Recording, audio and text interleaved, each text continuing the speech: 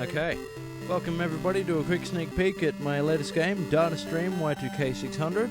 It's the first in the Retrocade series of retro, not remakes, but reimaginings, where I take old arcade games that have either gone dormant for too long or never really been tampered with all that much, and try to put a new spin on them.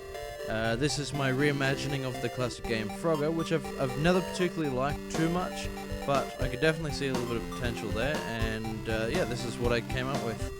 Let's have a look at the arcade mode first. Basically, the point of this one is to survive as long as you can and earn as many points as you can in that time. You earn points by collecting these red things here, and as you collect them, if you collect them quickly without dying in the meantime, whoops, no, I'm trapped. Okay, there we go. Sorry. Then you build up the combo in the top left-hand corner, which means each one that you collect after that is worth however many the combo is. So you exponentially grow your score by not sucking. If you allow the red errors to build up on a stream, not only does not collecting them mean that your combo will fade away and diminish, but it'll also mean that they can gang up and destroy the streams themselves, which is bad because once you run out of streams, game over. So you add extra streams by getting in the blue special line, and which is easy enough to do at the start, but will get harder and harder as you go.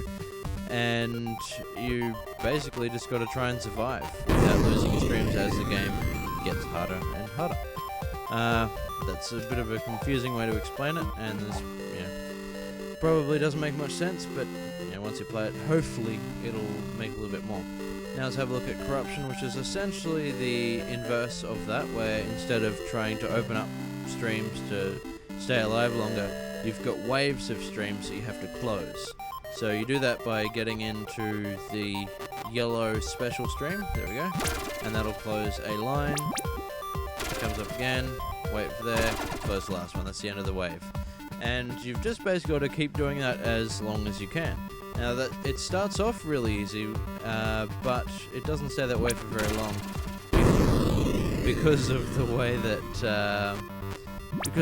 the errors work. Basically, if you crash at all, you will add an extra stream to the game, which will make it harder.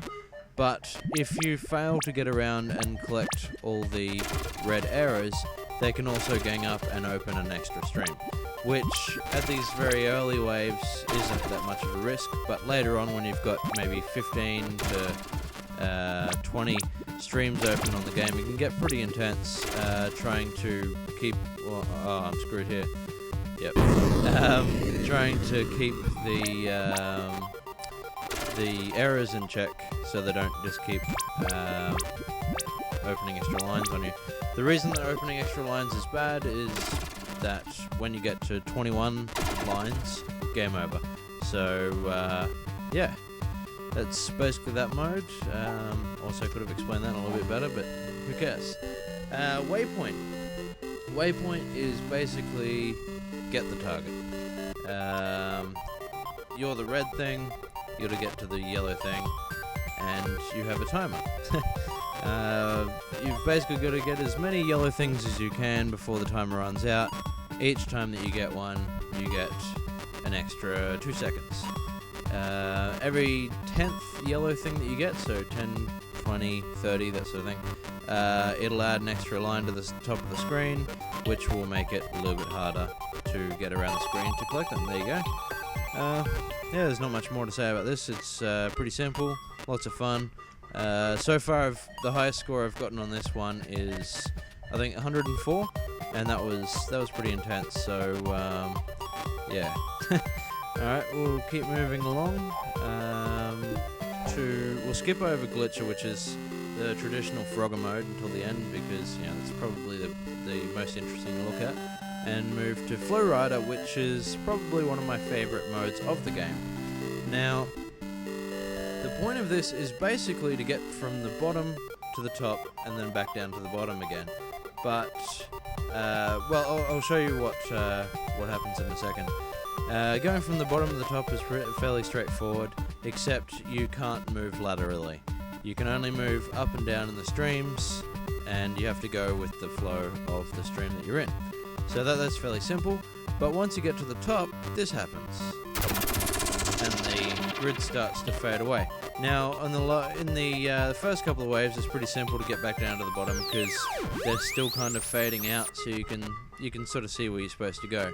But obviously, as extra streams get added, it will get a lot more difficult to find your way down. If you lose a life, either on the way up or the way back down, you can restore the life, but it's kind of difficult. I'll show you how that works. So I'll just crash quickly. There you go, puts me back at the top. And you see how there's that red error there now. If I collect 4 of them, I will be able to restore the heart that I lost. Now you can only collect them in this, coming back down the screen where it's all fading away, which makes it quite dangerous to try and restore your heart, as you're obviously in the more difficult section and you don't really see where you're going. You probably noticed a couple of times the screen flashes like lightning. There you go. So you kind of get your bearings back, but again, that's temporary. So it's kind of makes this mode a little bit more interesting.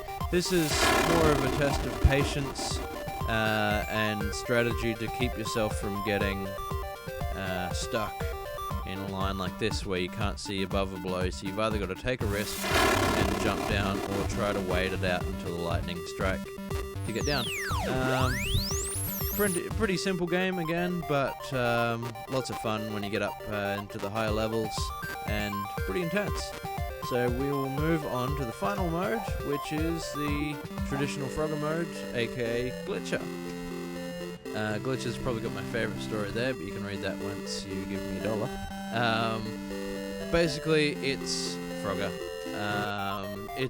The time limit works a little bit differently than traditional Frogger. Instead of having, I think it's 15 seconds or something to get from the bottom to the top, it's an accumulative time.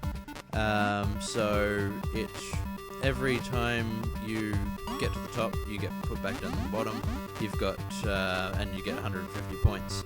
You've got 120 seconds at the start, so 2 minutes, and that time will tick away.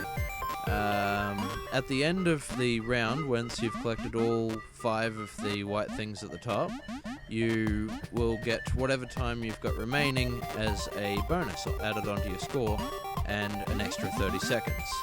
Now, obviously, unless you're super good at this game and able to complete each wave in under 30 seconds, which is possible, but you'd have to be playing pretty recklessly, which you probably end up just killing yourself straight off. So each time, there you go, there's your time bonus, 63 seconds or points, and the final score. Now, because it'll probably take you longer than the 30 seconds so you get back to complete each wave, the time's obviously going to get tighter and tighter as you play.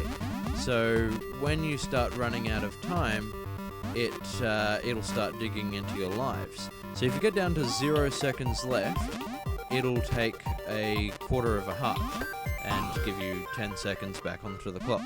Now, it's not really that big of a problem unless it happens a couple of times, because once you lose all 4 quarters of a heart, then you're down a heart.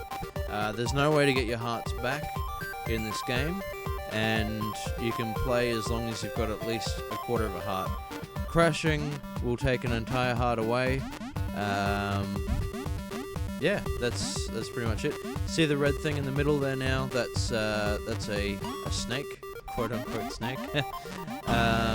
And each level, the speeds on the different cars and logs will change. You'll get more snakes. They'll be moving in different speeds, different directions, that sort of thing. So it does get tougher as the time starts to tick down. So there'll be an interesting mode to see how people score on that one.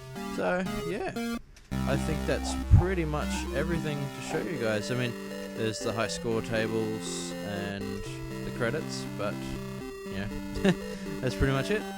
This will be available on Xbox Live Indie Games very, very shortly for $1. Well, $1 American anyway, so whatever that works out to in pounds if you're in the UK.